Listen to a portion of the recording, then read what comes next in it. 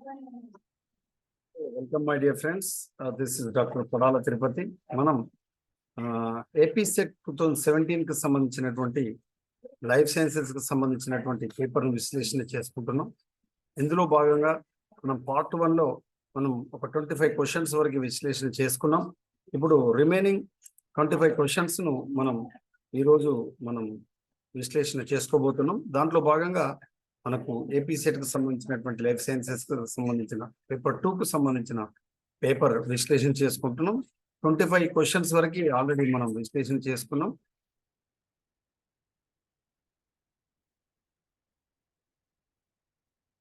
ముందు వీడియోలో మనం చూసాం. నెక్స్ట్ 25th క్వశ్చన్ మనం ఆల్రెడీ ఇక్కడ కనబడుతుంది.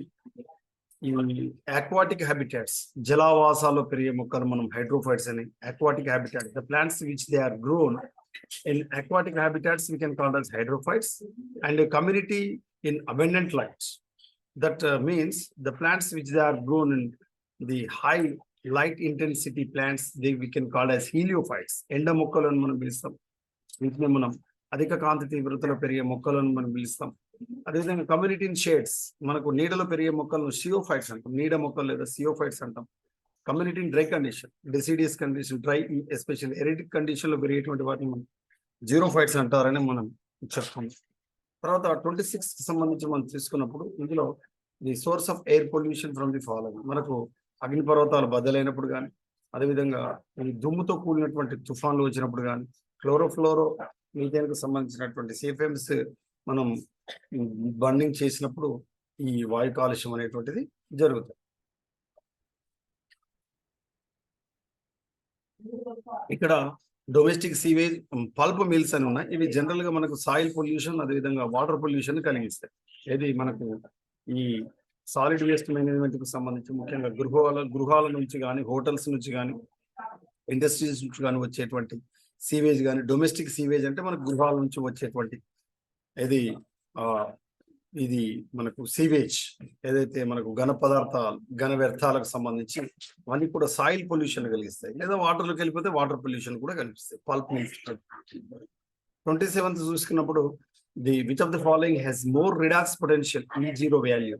మనం దీనికి సంబంధించి మనం తీసుకున్నప్పుడు నికోటినమైడ్ అడినైన్ NAD కి సంబంధించి మనకు హైయెస్ట్ రిడాక్షన్ పొటెన్షియల్ వాల్యూ ఉంటుంది మనం చెప్పుకున్నాం. ఫ్లావోప్రోటీన్, సైటోక్రోమ్ బి, వీకినోన్ ఇవన్నీ కూడా మనకు ఇందులో ఎలక్ట్రాన్ క్యారియర్స్ కి సంబంధించి ముఖ్యంగా మనకి ఎలక్ట్రాన్ ట్రాన్స్పోర్టేషన్ చైన్ లో తోడ్పడేటువంటివి మనం చెప్పుకున్నాం. తర్వాత రెస్పిరేషన్ కోషెంట్స్, దీన్ని శ్వాసక్రియ కోషెంట్ అనుకున్నాము. ఇందులో శ్వాసక్రియ కోషెంట్ కి సంబంధించి మనం తీసుకున్నప్పుడు ఏదైతే గ్లూకోజ్ ను అదస్త పదార్థంగా తీసుకున్నట్లయితే దాని యొక్క వాల్యూ ఎప్పుడు కూడా 1 ఉంటుంది, మీన్స్ కార్బోహైడ్రేట్. ప్రోటీన్ అదేవిధంగా లిపిడ్స్ సంబంధించి తీసుకున్నప్పుడు ఎప్పుడు కూడా దానికి లెస్ దెన్ 0 ఉంటుంది, లెస్ దెన్ 1 ఉంటుంది, అంటే 0.7, అదేవిధంగా 0.9 ఉంటుంది వాటి వాల్యూ. అదే మోర్ దెన్ 1 అనేటువంటిది మెయిన్ గా మనకి ఈ ఆక్సాలోస్టిక్ యాసిడ్, అదేవిధంగా మ్యాలిక్ యాసిడ్, ఈ ఆర్గానిక్ యాసిడ్స్ కి మనకు వాల్యూ అనేటువంటిది ఎక్కువ ఉంటుంది అనేటువంటి విషయాన్ని మనం మర్చిపోతాం. సో ఇక్కడ ఇచ్చినటువంటి ప్రశ్నకు సమాధానం =1 is the right answer. 29th question మనం చూసుకున్నప్పుడు given below are 2 statements, assertion and reason.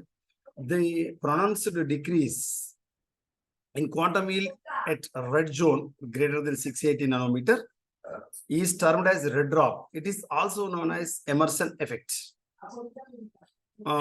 దీనికి సంబంధించిన రీజన్ ఏమి ఇచ్చారు అంటే, discovery of Emerson effect has clearly shown the existence of 2 photo systems. మనం దీనికి సంబంధించి మనం తీసుకున్నప్పుడు ఇందులో మొదటిది తర్వాత రెండవది రెండింటికి సంబంధించి కూడా మనం కరెక్ట్ గా మనం చెప్పుకుంటాం. ఎందుకంటే అధిక కాంతి తీవ్రతలో మనకు జనరల్ గా ఈ సోలరైజేషన్ ప్రాసెస్ వల్ల ఫోటోసింథసిస్ సంబంధించినటువంటి ఈ క్వాంటమ్ ఈల్డ్ అనేటువంటిది పడిపోతుంది అనమాట. దాన్ని మనం రెడ్ డ్రాప్ అని ఎమర్సన్ పిలవడం జరిగింది.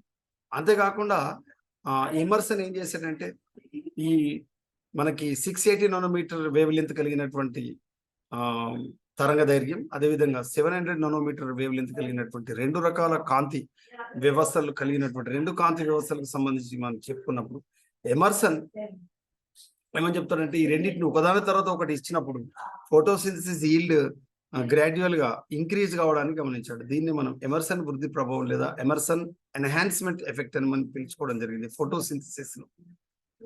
ఈ Emerson effect has clearly shown the existence of 2 photo systems. Emerson ఈ విధంగా 2 రకాల వర్ణద్రవ్య వ్యవస్థలను కనుగొని 2 రకాల వర్ణద్రవ్య వ్యవస్థలు కనుక్కున్నటువంటి వ్యక్తిగా రాబర్ట్ ఎమర్సన్ మనం పిలవడం అనేటువంటిది జరుగుతుంది. తర్వాత next question, arrange the following compounds in order in which they appear in Krebs cycle. Use the code given below. మనకు క్రెబ్స్ వలయంలో వచ్చేటువంటి మన క్రెబ్స్ వలయాన్ని ఆంఫిబోలిక్ పాత్వే అని, లేదా సిట్రిక్ యాసిడ్ సైకిల్ అని, లేదా ట్రైకార్బాక్సిలిక్ ఆమ్ల వలయం అని మనం పిలుచుకుంటాం. So we can also call as Krebs cycle is TCA cycle, that is tricarboxylic acid cycle, citric acid cycle, amphibolic pathway అని మనం చెప్పుకుంటాం. అయితే దీనికి సంబంధించి వర్త క్రమాన్ని మనం తీసుకున్నప్పుడు సక్సినిక్ యాసిడ్, మనకు సక్సినిక్ యాసిడ్ అనేటువంటిది ఎక్కడ చేర్పడుతుందంటే సక్సినై కోఎంజైమ్ ఏ నుంచి మనకు సక్సినిక్ యాసిడ్ అనేటువంటిది ఏర్పడుతుంది. ఇది సక్సినిక్ థయోకైనేజ్ అనేటువంటి ఎంజైమ్ సమక్షంలో ఈ సక్సినిక్ యాసిడ్ అనేటువంటిది ఏర్పడుతుంది. అదేవిధంగా సక్సినిక్ యాసిడ్ నుంచి మనకు ఏం ఏర్పడాలంటే ఫ్యూమరిక్ యాసిడ్ ఏర్పడుతుంది. దీనికి మనకు సక్సినిక్ డిహైడ్రోజినేజ్ అనేటువంటి ఎంజైమ్ సమక్షంలో ఫ్యూమరిక్ యాసిడ్ అనేటువంటిది ఏర్పడుతుంది. అదేవిధంగా ఫ్యూమరిక్ యాసిడ్ నుంచి ఏం ఏర్పడుతుంది అంటే మ్యాలిక్ యాసిడ్ ఏర్పడుతుంది. ఏం ఏర్పడుతుంది అంటే మ్యాలిక్ యాసిడ్ ఏర్పడుతుంది. దీనికి తోడ్పడేటువంటి ఎంజైమ్ మనకు ప్రత్యేకించి ఇక్కడ మనకు ఈ ఫ్యూమరేజ్ అనేటువంటి ఎంజైమ్ సమక్షంలో ఈ మ్యాలిక్ యాసిడ్ అనేటువంటిది ఏర్పడుతుంది. ఈ మ్యాలిక్ యాసిడ్ నుంచి ఆక్సాలోఎస్టిక్ ఆమ్లం ఏర్పడుతుంది. దీనికి మ్యాలిక్ ఎంజైమ్ అనేటువంటిది తోడ్పడుతుంది. ఓకేనండి, ఇది వరుస క్రమం. కాబట్టి మొదటిది సక్సినిక్ ఆమ్లం, తర్వాత ఫ్యూమరిక్ ఆమ్లం, తర్వాత మ్యాలిక్ ఆమ్లం, తర్వాత ఆక్సాలోఎస్టిక్ ఆమ్లం. ఇది క్రెబ్స్ వలయంలో ఒక వరుస క్రమంలో జరిగేటువంటి ప్రక్రియ. అర్థమవుతుందండి? ఈ విషయాన్ని మనం మర్చిపోకూడదు. తర్వాత నెక్స్ట్ మనం తీసుకున్నప్పుడు which of the following combination or chromosome number EN and DNA content is true of the diplotin stage of mammalian oocytes? మనకు mammalian oocytes కి సంబంధించి ఈ chromosome number and DNA content కి సంబంధించి ఈ ఏది కరెక్ట్ అంటే 1N and 2CA, 2N and 4CA, 1N and 2CA, 1N and 4CA. ఎప్పుడైనా గుర్తుపెట్టుకుంటూ ఊసైట్ కాబట్టి డెఫినెట్ గా ఏం చెప్పుకోవచ్చు అంటే ఆన్సర్ మనం 1N and 2C గా మనం చెప్పుకోవాలి. ఓకేనండి, 1N and 2C is the right answer. Next assertion and reason 32nd question మనం చూసినప్పుడు, as polysperm is being slowly block the cortical granules explode and release their contents in to the perivitelline space. The quick reason is a quick blocking of polyspermicides in depolarization of the egg, plasma lemma, and mobilization of calcium ion from stores within the egg. So between these among these 4 options, both are correct and R is not correct explanation of the A. R is not correct explanation of the EA ga manam answer cheyadam jarigindi. Next 33 question మనం తీసుకున్నప్పుడు, during early human brain development అంటే మనకు మానవునికి సంబంధించినటువంటి ఈ మెదడు వికాసం చెందే కంటే ముందే primary vesicles listed in the list 1 gives rise to their derivatives telencephalon, mesencephalon, diencephalon, myelencephalon. This is the chronological order and also even though my dear friends the evolutionary process of the development of the brain, human brain development. The teloencephalon belongs to hippocampus and the mesoencephalon belongs to midbrain and the diencephalon optic vesicle and myoencephalon cerebellum. These are the derivatives of these primary vesicles. And the 34th ప్రశ్న మనం తీసుకున్నప్పుడు, during neural tube formation in the chick embryo, the neural plate involves the following events in sequence. Remember, my dear friends, the neural plate involves the neural tube formation question in the chick embryo is definitely we are observed in the SET and CSIR net examination question, my dear friends. Life sciences aspirants should remember, should concentrate on this question. Okay, so the sequence, the events of the developmental process, the shaping, folding, elevation, convergence, and clockwise. This is the correct sequence of the chick embryo, the neural plate formation. And the 35th question, the order of evolutionary pattern of nitrogen excretion in animals is as follows. ఇది విసర్జన వ్యవస్థకు సంబంధించి developmental బయాలజీలో ముఖ్యంగా విసర్జన వ్యవస్థకు సంబంధించి system biology, ముఖ్యంగా systems కు సంబంధించి మనం తీసుకున్నప్పుడు ఎక్స్రేషన్ కు సంబంధించి మనం 33 క్వశ్చన్ మనం తీసుకున్నప్పుడు ఈ బ్రెయిన్ కి సంబంధించి, అదేవిధంగా 34 క్వశ్చన్ కు సంబంధించి మనకు ఎంబ్రియోస్ సంబంధించి మనం చూస్తున్నాం. అంటే ఒకటి నర్వస్ సిస్టమ్, మరొకటి రిప్రొడక్టరీ సిస్టమ్. ఈ 35వది మనం ఎక్స్రేషన్ సిస్టమ్ ని మనం ఇక్కడ గమనిస్తున్నాం డెవలప్మెంటల్ బయాలజీ. ఇందులో డెవలప్మెంటల్ బయాలజీలో ఎక్స్రేషన్ సిస్టమ్ కు మనం సంబంధించి తీసుకున్నప్పుడు ఈ evolutionary pattern of the nitrogen excretion మనం తీసుకున్నప్పుడు ఈ చేపలు అమోనోటెలిక్ జీవులుగా ఉంటాయి కాబట్టి అమోనియా, యూరియాటెలిక్ జీవులు అండ్ యూరికోటెలిక్ జీవులకు సంబంధించి మనం తీసుకున్నప్పుడు ఈ క్రోనలాజికల్ ఆర్డర్ ఈ విధంగా ఉంటుంది: ammonia, urea and uric acid. ఓకేనా, ఇది ఎవల్యూషనరీ ప్యాటర్న్ కు సంబంధించి. తర్వాత నెక్స్ట్ మనం తీసుకున్నప్పుడు ఇది డైజెషన్ సిస్టమ్ కు సంబంధించి డెవలప్మెంటల్ బయాలజీలో ముఖ్యంగా ఈ మనకు ఏదైతే ఈ ఓరల్ క్యావిటీకి సంబంధించి మనకు నోటి కుహరంలో ఉండేటువంటి దంతాలకు సంబంధించి దవడల పైన, జాస్ పైన ఉండేటువంటి దవడలు, అవి ప్రత్యేకించి ఈ క్షీరదాల్లో ఏ జంతువుల్లో ప్రత్యేకించి ఉండేటువంటి మొత్తం క్షీరదాల్లో వివిధ రకాల క్షీరదాల్లో దంతాల యొక్క విన్యాసం ఏదైతే మనకు ఈ హెటిరోడాంటి అని మనం చెప్పుకునేటువంటి మనకు ఏదైతే 2 సార్లు వచ్చేటువంటి దంతాలను ఆధారంగా తీసుకొని ఈ దంతాలకు సంబంధించి ఈ ఫార్ములా, దంత విన్యాసానికి సంబంధించినటువంటి సూత్రం, దంత సూత్రాన్ని మనం తీసుకున్నప్పుడు ఇవి ఏ దంత సూత్రం ఏ జీవికి సంబంధించినది మనం తీసుకున్నప్పుడు ఫస్ట్ది 0033/3133 total 32 teeths we are observed in sheep. 2033/1023 28 teeths we are observed in rabbit. 1023/1013 is equal to 22 teeths we are observed in squirrel. ఉడతకు సంబంధించి మనం తీస్తాం ఉడతలో స్క్విరెల్. అదేవిధంగా 2123/2123 is equal to 32 teeths in our human beings teeths. Then 37 question assertion, that is absorption of the products of carbohydrates and protein digestion are against a concentration gradient, whereas the absorption of the products of lipids are different. The reason the end products of carbohydrates, proteins are absorbed into the epithelial cells of intestine is by active transport, whereas the products of lipids are by fusion. మరి ఇచ్చినటువంటి assertion reason కు సంబంధించి ఏది correct ఏది incorrect అని తీసుకున్నప్పుడు both are true, both are correct గా మనం చెప్పుకుంటాం. ఏంటది? Absorption of products of carbohydrates and protein digestion are against a concentration gradient, whereas the absorption of the products of lipids are different.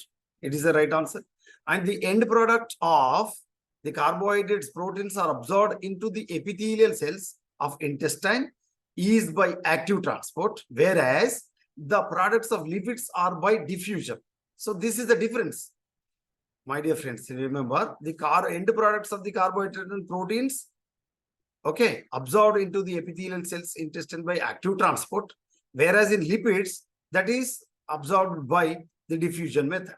This is the different approaches for the absorption in the small intestine. So this is among these 4 options, both A and R, assumption, assertion and region, both are true.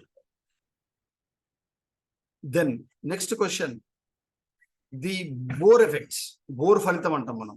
Bohr effect represents an interaction between, మనం ఇక్కడ మనం తీసుకున్నప్పుడు ఈ 38వ ప్రశ్నను మనం తీసుకున్నప్పుడు ఇక్కడ ఈ ఆక్సిజన్ కు సంబంధించినటువంటి సమతుల్యత and proton dissociation with HB, haemoglobin కు సంబంధించి, అంటే ఇది ముఖ్యంగా ఈ ప్రసరణ వ్యవస్థకు సంబంధించి అంటే ట్రాన్స్లేషన్ ఇది ఇది ముఖ్యంగా మనకు ఇక్కడ మనకు రవాణా వ్యవస్థకు సంబంధించి అంటే ట్రాన్స్పోర్ట్ సిస్టమ్ కు సంబంధించి మనం తీసుకున్నప్పుడు ఇంటర్నల్ గా ఈ ఆక్సిజన్ ఈక్విలిబ్రియానికి మరియు ప్రోటాన్ డిసోసియేషన్ విత్ హెచ్బి అంటే హిమోగ్లోబిన్ కి సంబంధించినటువంటి ఈ ఇంటరాక్షన్ ఈ మధ్యలో జరిగేటువంటి ఈ చర్య ఫలితాన్ని మనం ఏమంటాం అంటే బోర్ ఎఫెక్ట్ అంటాం, బోర్ ఫలితం అంటాం. అదే 37 క్వశ్చన్ మనం తీసుకున్నప్పుడు ప్రత్యేకించి ఈ కార్బోహైడ్రేట్స్ ప్రోటీన్స్ యొక్క శోషణ కానీ అదేవిధంగా లిపిడ్స్ కి సంబంధించినటువంటి శోషణ వేరువేరుగా ఉంటుందని, కార్బోహైడ్రేట్స్ ప్రోటీన్ల యొక్క శోషణ మనకు యాక్టివ్ ట్రాన్స్పోర్ట్ ద్వారా జరిగితే లిపిడ్ల యొక్క శోషణ ప్రత్యేకించి విసరణ పద్ధతి ద్వారా జరుగుతుందని మనం చెప్పుకున్నాం. సో బోత్ ఆర్ ట్రూ అని చెప్పుకున్నాం. అంటే ఇక్కడ ప్రత్యేకించి అయాన్స్ కు సంబంధించి అంటే ఎప్పుడైతే ఇవి ఇంటెస్టైనల్ లో మనకు ఆఫ్టర్ సింపుల్ ప్రోడక్ట్స్ సరళమైనటువంటి పదార్థాలుగా మార్చబడ్డ తర్వాత అవి ఏ పద్ధతిలో శోషించబడతాయి, అబ్జార్బ్ చేయబడతాయి అన్న దానికి సంబంధించినటువంటి ప్రశ్నగా మనం అక్కడ చూసింది. అది 38th క్వశ్చన్ మనం తీసుకున్నప్పుడు ఇది ఆక్సిజన్ కు సంబంధించి హిమోగ్లోబిన్ కు సంబంధించినటువంటి ఈ ప్రోటాన్ ప్రవణతకు సంబంధించినటువంటి మధ్య జరిగేటువంటి ఆ చర్యనే మనం ఏమని పిలుస్తామంటే బోర్ ఎఫెక్ట్ గా మనం పిలుస్తాం. తర్వాత 39 క్వశ్చన్ మనం తీసుకున్నప్పుడు which one of the following chromosome combinations is expected is in an offspring obtained after selfing a plant having capital A, capital A, capital B, capital B, capital C, capital C, capital D homologous pairs. So all are the expected, all are combinations of the expected from their offsprings, okay, by the selfing of the plants. So all are correct sequences. Then 40th question. ఈ 40వ ప్రశ్న మనం తీసుకున్నప్పుడు ఇది మనకు blood group కు సంబంధించి ఈ అలెలిస్ కి సంబంధించి మనం తీసుకున్నప్పుడు ఈ system with probable number of the alleles మనం తీసుకున్నప్పుడు ఇందులో మనకు ఏబిఓ అనేటువంటి బ్లడ్ గ్రూప్ మనకు 5 అలెలిస్ ఉంటాయి. ఎంఎన్ఎస్సి అనేటువంటిది 20+ ఉంటుంది. పి అనేటువంటిది బ్లడ్ గ్రూప్ మనకు 4 ఉంటే RH పాజిటివ్ కి సంబంధించి RH కి సంబంధించి 30+. ఓకేనండి, ఇది మనకు బ్లడ్ గ్రూప్ కి సంబంధించినటువంటి ప్రాబబుల్ నంబర్ ఆఫ్ దేర్ అలెలీస్. తర్వాత 41 క్వశ్చన్ ఇది అసెర్షన్ అండ్ రీజన్ కి సంబంధించి ఇది ముఖ్యంగా మనకు జెనెటిక్స్ రిలేటెడ్ క్వశ్చన్ గా మనం చెప్పుకుంటాం. ఇందులో gene is a biological entity, a heritable function detected by observing the effect of mutation. A gene consist of all the DNA sequences necessary to produce a single peptide or RNA product. మరి ఇది correct అవుతుందా are చూద్దాం. The gene is a single contiguous protein encoding stretch of DNA. దీంట్లో మనం తీసుకున్నప్పుడు both are true, but my dear friends, R is not correct explanation of A. So both are true. The gene is single contiguous protein encoding stretch of DNA.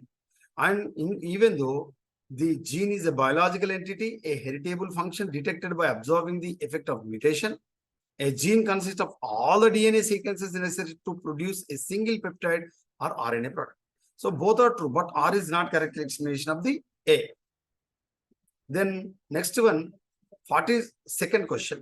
Sex-linked genes on the entire X chromosome of Drosophila melanogaster mapped and found to have a length of, దానికి సంబంధించి ఎన్ని map units length మనకు sex linked gene కి సంబంధించి Drosophila melanogaster కి సంబంధించినటువంటి fruit ఫ్లైలో మనం చెప్పుకున్నటువంటి ఈ ఫ్రూట్ ఫ్లైగా చెప్పుకునేటువంటి డ్రాసోఫిలా మెలనోగాస్టర్ కి సంబంధించినటువంటి ఈ mapped and found to have a length of ఈ సెక్స్ లింక్డ్ క్రోమోజోమ్ కి సంబంధించి తీసుకున్నప్పుడు 68 మ్యాప్ యూనిట్స్ ఉంటాయి. ఎంత ఉంటుందండి? 68 మ్యాప్ యూనిట్స్. తర్వాత 43 క్వశ్చన్ మనం చూస్తే what are the two theories that are combined in the synthetic theory of evolution? మనకు పరిణామ సిద్ధాంతానికి సంబంధించి సింథటిక్ థియరీకి సంబంధించి మనకు 2 theories that are combined in the synthetic theory of evolution. ఏవేవి మనకి ఇక్కడ కలిసాయంటే Darwin's theory of natural selection and Mendel's theory of heredity. అంటే చార్లెస్ డార్విన్ కి సంబంధించినటువంటి పరిణామ సిద్ధాంతం, ముఖ్యంగా ప్రత్యేకించి నేచురల్ సెలెక్షన్ అంటే ప్రకృతి వర్ణ సిద్ధాంతం, అదేవిధంగా మెండల్, గ్రెగర్ జాన్ మెండల్ కు సంబంధించినటువంటి జెకోస్లవేనియా దేశానికి చెందినటువంటి గ్రెగర్ జాన్ మెండల్ కు సంబంధించినటువంటి అనువంశిక సిద్ధాంతం, ఈ రెండు థియరీస్ కలిసి మనకు ఏర్పడ్డదే ఏం చెప్పుకుంటామండి, సింథటిక్ థియరీ ఆఫ్ ఎవల్యూషన్. రెండు కలిపి. ఇంకా నెక్స్ట్ 44 క్వశ్చన్ మనం మ్యాచ్ ద ఫాలోయింగ్ మనం తీసుకున్నప్పుడు, ఇందులో మనం తీసుకున్నప్పుడు ఈ the various types of isolating mechanisms that prevent gene exchange between population related species of organisms. See here, habitat isolation. Habitat isolation, population lives in same regions but occupying different habitats. Same regions but occupied different habitats. That we can under habitat isolation we are observed. Then second one, seasonal isolation. That refers population exists in the same region but are sexually mature, same region but are sexually mature at different times. So that is the seasonal isolation, different times. Then ethological isolation.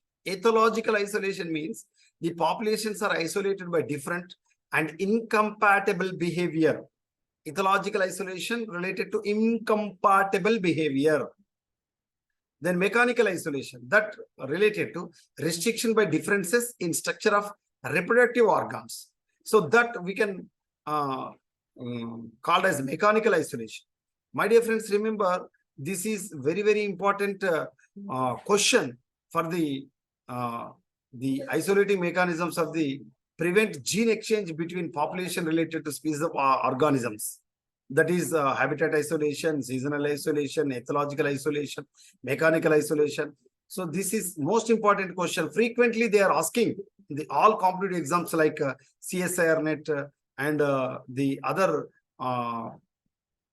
the agricultural that means ARS, that means ICARNet, and even though the APSET and TSET examination also. So you should concentration on this type of question. Definitely it will appear in your future foregoing examination also, my dear friends. Then 45 question, arrange the following fossils in a row leading from more like reptiles to more like mammals. So more like reptiles to more like mammals. Number one, Palicazuria or Polycazuria. Then second one, Therapsida. Then third one, Cyanodonta or Cyanodonta. Then fourth one, Mammalia. These are the sequences from the reptiles to more like mammals. So the 45th, 46, the assertion and reason. The finch's beaks evolved to be larger in times of food shortage and smaller in times of abundance. So according to this assertion, the reason is the food supply fluctuated through time according to weather. Definitely both are true and R is the correct explanation of A. Why? Because in Galapagos Islands, the Charles Darwin has clearly observed what the beaks, the different shapes of the beaks and the sizes of the beaks are differ from one environment to another environment, just because of the availability of the food on that environment, or the shortage of the food or abundant food, or even though the supply fluctuated through the time according to weather. So both are true and R is correct explanation of A. And 47 question and 47 to 50, my dear friends, this is one of the paragraph. You should concentrate, you should clearly read out this entire small paragraph and answer 4 questions from 47 to 50. 47, 48, 49, 50. These paragraph are comprehension. You should understand what is the question, which questions are, first of all you should observe the questions, which questions are asked in the question paper, then only you can go through this comprehension, then you can easily identify, yes, this is the answer for this option or this question. So 47 question, helical winding of DNA is removed by an enzyme. So helical winding of DNA is removed by DNA topoisomerase. Okay, so that is also useful for the supercoiling. Okay, so DNA polymerases which are useful for the replication method or DNA replication, and DNA helicase for the winding or unwinding. DNA helicase, it is used for unwinding, and helical winding of DNA is removed by an enzyme, that is a DNA topoisomerase. Unwinding for the DNA helicase. And the 48 question, this continually synthesized lagging strand DNA fragments are sealed by which one of the following enzyme? My dear friends, in the lagging strand, which we are absorbed in the small pieces like DNA fragments, we are absorbed on the in the lagging strand side. That fragments we can call as Okazaki fragments. These lagging strand, definitely the fragments are sealed by DNA ligase. DNA ligase is used for the sealing of the DNA fragments, that is Okazaki fragments, which is lagging strand side. We are observed lagging strand side. That is nothing but DNA ligase. Also we can call as the chemical switches. రసాయన కుట్లు అని మనం పిలుస్తాం. ఈ రసాయన కుట్లు ఏం చేస్తాయి అంటే ముఖ్యంగా డిఎన్ఏ ప్రతికృతిలో మనకు లీడింగ్ స్ట్రాండ్ అని లాగింగ్ స్ట్రాండ్ అని మనకు రెండు స్ట్రాండ్స్ ఉంటాయి. లీడింగ్ స్ట్రాండ్ సైజ్ కంటిన్యూషన్ గా కొత్త పోచ ఏర్పడితే లాగింగ్ స్ట్రాండ్ సైడ్ మనకు చిన్న చిన్న ముక్కలు డిఎన్ఏ సంబంధించిన ముక్కలు ఏర్పడతాయి. డిఎన్ఏ ముక్కలను మనకి ఇక్కడ ఒకాజాకి అనేటువంటి శాస్త్రవేత్త గుర్తించాడు కాబట్టి వాటిని ఒకాజాకి ఫ్రాగ్మెంట్స్ అంటారు. ఈ Okazaki fragments are sealed by or Okazaki fragments are combined by or conjoined by the enzyme, that is the DNA ligase. So DNA ligase also we can call as chemical switches. రసాయన కుట్లు అని మనం పిలుస్తాం. ఇక 49 question మనం తీసుకున్నప్పుడు which of the following 4 statements is incorrect అంటే మనకు తప్పైనటువంటివి ఏంటి అని అడిగారు. DNA polymerase can directly synthesize a new chain of DNA అనేటువంటి తప్పు. ఎందుకు? Why? Because DNA in the process of DNA synthesis or new DNA synthesis or replication of the DNA process or autocatalysis process, DNA replication also we can call as autocatalysis. We are observed this autocatalysis process or DNA replication process.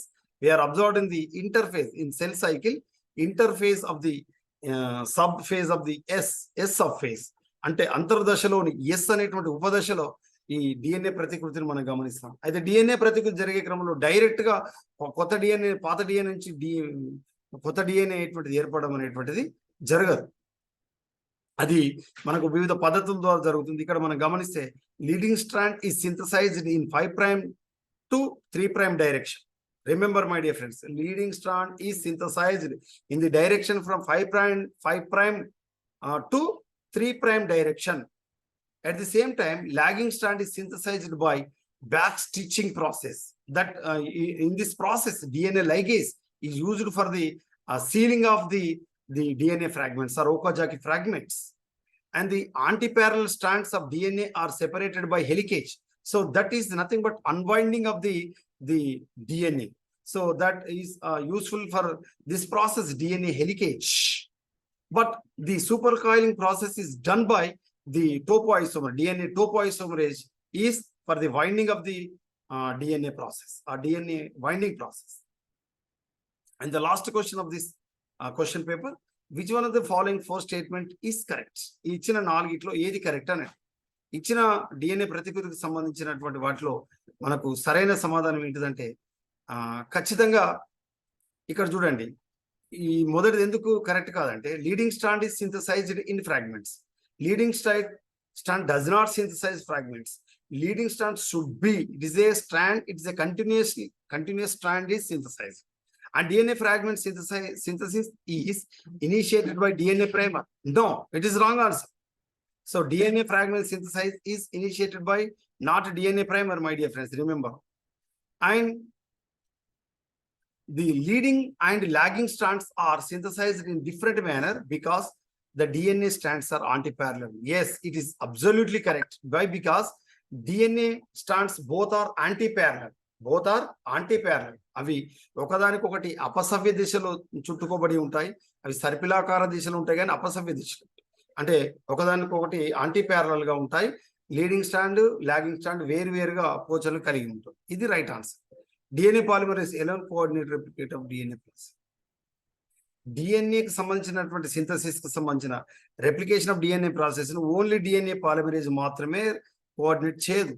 DNA polymerase ఉంటుంది, దీనికి సంబంధించినటువంటి DNA helicase ఉంటుంది, topoisomerase ఉంటుంది. అదేవిధంగా దీనికి సంబంధించినటువంటి replication కి సంబంధించినటువంటి కొన్ని ఫ్యాక్టర్స్ పనిచేస్తాయి. ప్రొకారియోటిక్ లో అయితే ఎట్లయితే యూకారియోటిక్ లో అయితే different enzymes are involved for the DNA replication process. Okay, so in this question paper we are observed the molecular biology and developmental biology is clearly the weightage. The questions are came out from the different parts of our life sciences syllabus, that is the developmental biology, especially system biology, and also the cytogenetics, molecular biology questions we are observed in this question paper, and also the plant physiology, especially plant physiology, that we are observed in the enzymes and photosynthesis, respiration. Okay, so these are the important areas we are observed in this question paper for the life sciences AP set examination. Okay, my dear friends, so we will meet at the another time. Okay, I will stop here. If you have any doubt, please ask through my phone call. Okay, I will stop.